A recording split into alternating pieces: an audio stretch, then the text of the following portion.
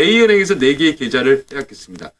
저는요, 이 검찰이요, 도착하자마자 31시간 이 기회를 준 거, 이거 잘못됐다는 생각이 듭니다. 민영삼 교수부터 얘기를 하시죠. 귀국 전부터 독일에 9월 3일 날 피신해 가서 10월 20 며칠 날 그 귀국할 때까지 대통령하고 통화하면서 다 준비하고 왔는데 그 하루에 귀국해가지고 31시간 그건 저는 정말 그 조족지혈이라고 봅니다. 그 정도로 철두철미하고요. 최순실 씨가 얼마나 철두철미합니까? 자기 이익을 지키기 위해서. 자기 딸한테, 사이한테 재산 포기각서 쓰라는 이런 분 아니에요? 자기의 이익이 걸리겠으면은요, 철저하게 그러니까 이 헌법재판소에 나오는 것은 형사재판은 최순실 씨가 포기할 수 있어요. 워낙 증거가 많고 자기가 처벌을 받더라도 대통령을 구해놓으면은 박근혜 대통령이 탄핵재판에서 살아나면은 자기는 성탄절 특사를 받을 수가 있어요. 자기가 살 수 있는 길이 있단 말이에요. 그렇기 때문에 최순실 씨는 오늘부터 나와가지고 헌법재판소에서는 100%, 1000%, 1000% 박근혜 대통령을 구하기 위한 증언을 하든지 아니면 잡아떼든지 이럴 거라고. 이건 저는 최순실 씨가 완전히 철저하게 준비해서 이 기조하에 나와서 할 것이다. 저는 그렇게 봅니다. 네.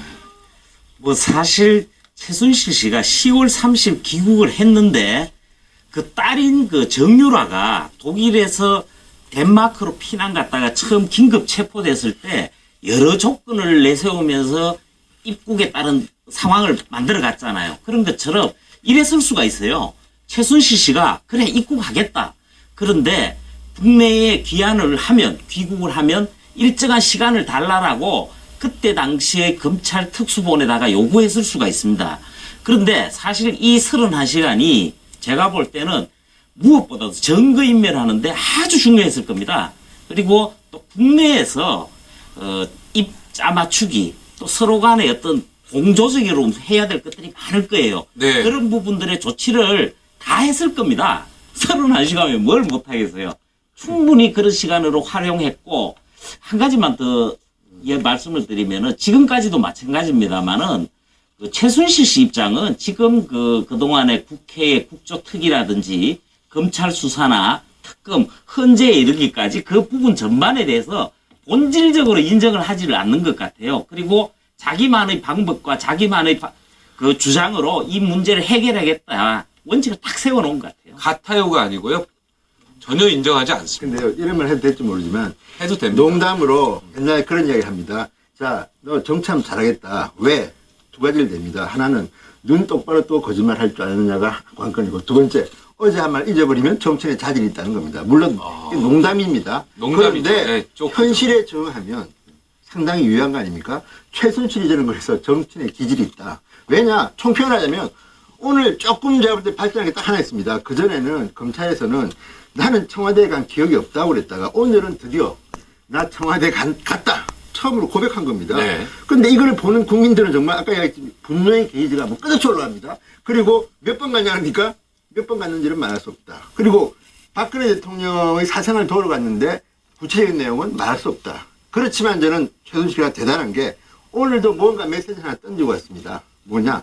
윤전초 이영선이 했듯이 대통령이 의상실에서 옷 산 거 있지 않습니까? 그거 대통령이 돈 냈다. 이 메시지 말고 나머지는 자기 하고 싶은 대로 화돈냈다가 웃었다가 오늘 거의 원맨쇼 한 거 아닙니까? 근데 저는 정말 대한민국이 관대한다는 게 저 여자의 저런 거짓말을 갖다가 정말 들어주고 생중계하면서 우리가 이렇게 울불쳐야 되는 이 현실이 너무나도 비참합니다. 예.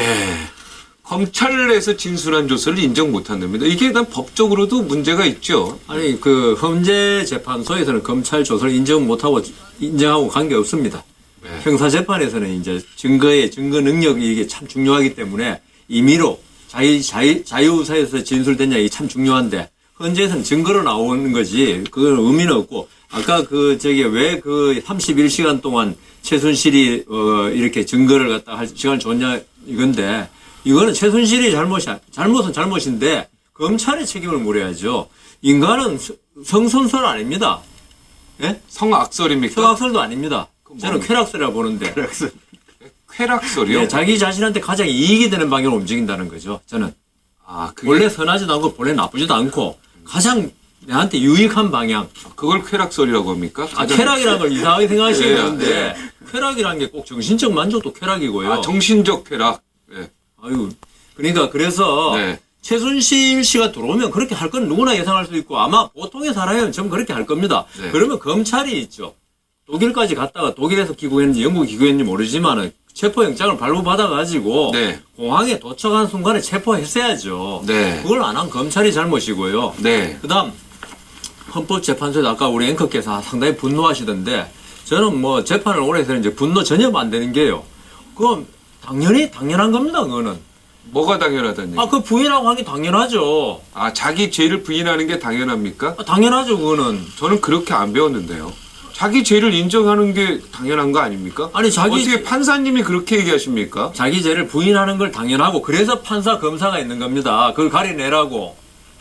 보통 사람이 판사가 만일 무슨 전부 다 신입니까? 그걸 어떻게 가려냅니까? 아니 그러니까 저 다른 그러니까 증거도 있- 오판이 또 아니, 나올 수 있는 거 최순실이 아닙니까? 말밖에 증거가 없습니까? 아니 그러면은 처음 출두해서 엘리베이터 탈 때 죽을 죄를 지었습니다 했다면서요. 그거는 도덕적인 그럼 걸 무슨- 이야기한 거죠. 그럼 도덕적인 무슨 걸. 죄예요? 그럼 그것도 거짓말이네요. 질문도 도덕적인 걸 얘기하는 변호사 거죠. 말도 일리가 있다고 다만 여기 질문하게 부장판사 예, 출신입니다. 그러니까 질문하기 이럽니다. 아니 피고가 자기 어떤 그 항명을 하기 뭐 나름대로 억울함을 호소하기 위해서 거짓말하고 자기 보호를 하기 위해서 하는 건 있지만 오늘 저 자리는 일반 재판정이 아니라 헌법재판소의 심리고 대상은 박근혜 대통령의 탄핵이라고 봅니다. 그러면 최순실은 일종의 뭐 증인 아닙니까? 증인 본인 이야기를 하는 게 아닌데 그렇게 거짓말하는 건 맞지 않지 않습니까? 지금 우리가 거짓말인지 아무리 아닌지 지금 거짓말일 가능성이 아주 많아요. 제가 보기에도. 네. 그렇지만 그걸 거짓말한 전제를 완전히 깔아놓고 하면 최순실이 말이 진짜 가증스럽고 증오스럽죠. 그렇지만 우리 모른다는 전제에서 재판은 있죠. 재판장이 이미 결론을 내린 듯한 태도를 취하고 재판을 하는 순간에 이 재판은 신뢰를 받을 수 없습니다. 그게 나중에 결과가 결과적으로 맞더라도 재판장은 일단 모른다고 생각하고 재판을 하는 게 원칙입니다. 맞죠? 판사 어떻게 생각하겠습니까? 이 사람은 최순실이는 박근혜 대통령에서 저렇게 거짓말을 밥 먹듯이 하는 사람이다. 이게 탄핵 그 결정에 그 유리할까요? 불리할까요? 그거는 재판관의 목이라는 겁니다. 네. 아니 근데요. 오늘 그 현장에 그 헌법재판소 재판가 있었던 그 야당 측 네. 청구인 측에 야당 국회의원이 전한 바에 의하면은 최순실 씨가 아까 그래서 모두에서 얘기하신 대로 증거 대라 그다음에 유도 질문하지 말아라 그러니까 그러면서 전부 다 심지어는 고영태가 전부 조작해서 한 거다 이렇게 얘기를 하니까 이 야당 의원 전원이 그렇습니다. 헌법재판관이 어이없는 표정을 짓더래요. 그러니까 그걸로 되는 겁니다. 헌법재판관이 어이없는 표정 표정을 짓대요. 짓더래요. 자, 헌법재판관이면은 이런 질문하면 어렵죠. 그래서는 증언을 거부할 권리가 있어요. 그래서 제가 아까 그 거짓말할 권리라는 게 아니고 자기가 부인할 권리가 있다는 거죠. 부인할 권리라는 게 네, 바로 전화해가지고 뭐라 그러냐면 미러 재단하고 K스포츠 재단 이런 거 할 때 이 모든 상황을 이승환 전 사무총장이 조작한 걸로 몰아가라 그랬거든요. 그게 최순실이거든요. 그리고 오늘 현재 그 변론을 하면서도 그래요.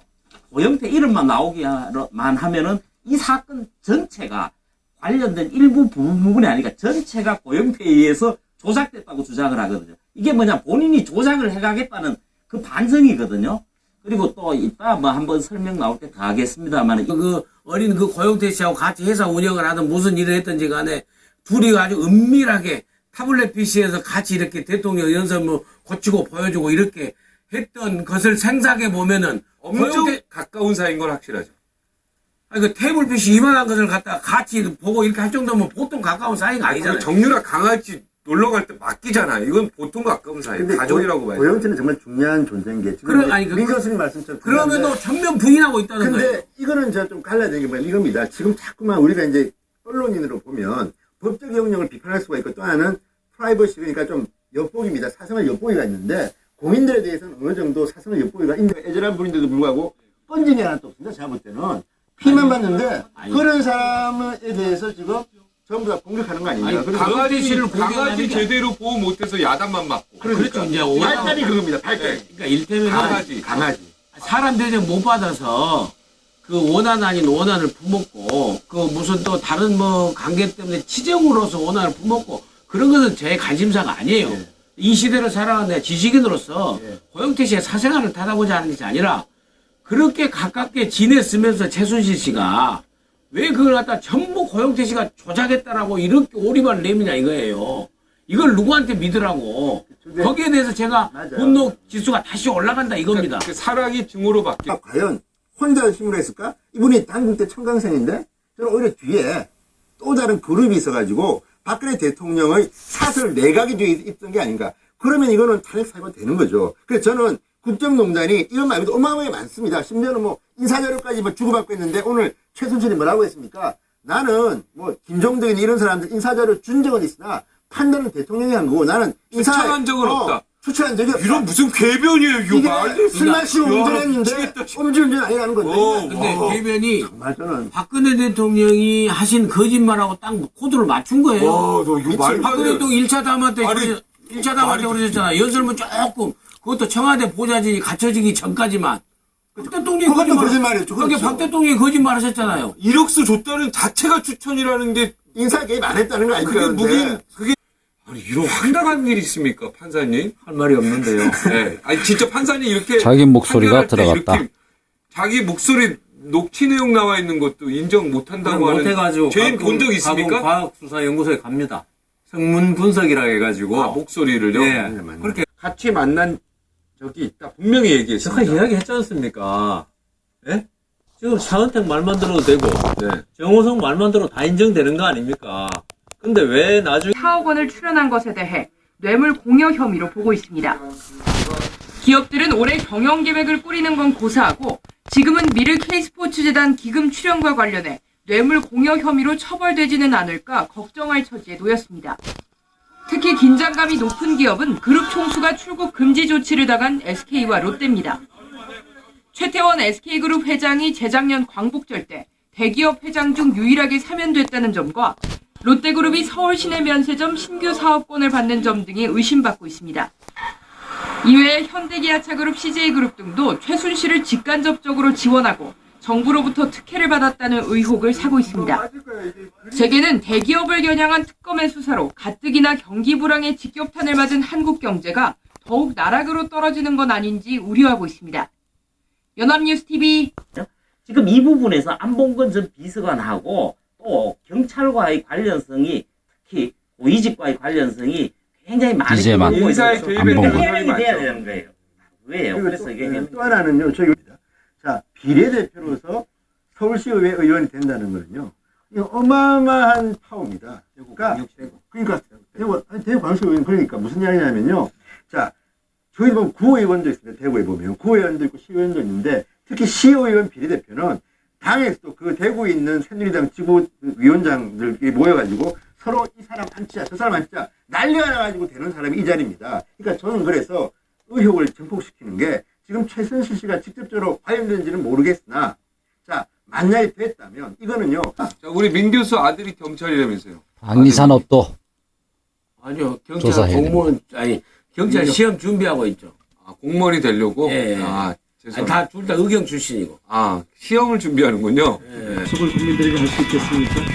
앞으로는 어떤 압력이든 강요든 제가 철저히 좋은 회사의 모습을 만들도록 이재용 삼성전자 부회장에 대하여 구속영장을 청구하였습니다. 국가 경제 등에 미치는 상황도 중요하지만 정의를 세우는 일이 더욱더 중요하다고 판단하였습니다. 법리적 논란이 좀 근데 있더라고요. 법원에서 판단한 것은 우리 국민들도 받아들여야 됩니다. 저는 그렇게 생각합니다. 알겠습니다. 뜨거운 감자를 넘기라. 내가 볼 때 내용적으로나 진행 방식에서 만족 수준으로 저는 생각을 합니다. 아, 잘했다. 특히 삥 둘러가지를 않고 바로 뇌물죄를 겨냥을 했고 그리고 그중에서 가장 주 타겟으로 해서 삼성에 직공을 날린 부분에서 그리고 그 끝으로 누구 그 주변에 뭐 미래경영실 차장이든 뭐 사장이든 승마협회장이든 이런 분들을 하지 않고 최종 책임자인 이재용 부회장을 전공법으로 선택한 부분에서는 저는 잘했다고 보고요. 하고 있는 걸로 알려졌거든요. 이 때문에 예전보다 방어적인 태도를 취할 가능성도 없지 않습니다. 이 박 대통령 측근, 박 대통령의 방어 논리를 미리 세우는 듯해 보였습니다. 특검은 또 이 부회장이 회사 자금을 부당하게 빼돌려 지원 자금을 마련했다고 보고 일부 금액에 대해 횡령 혐의도 적용했습니다. 이 부회장은 하게 해 경영권 승계에 도움을 받았다 보고 있습니다.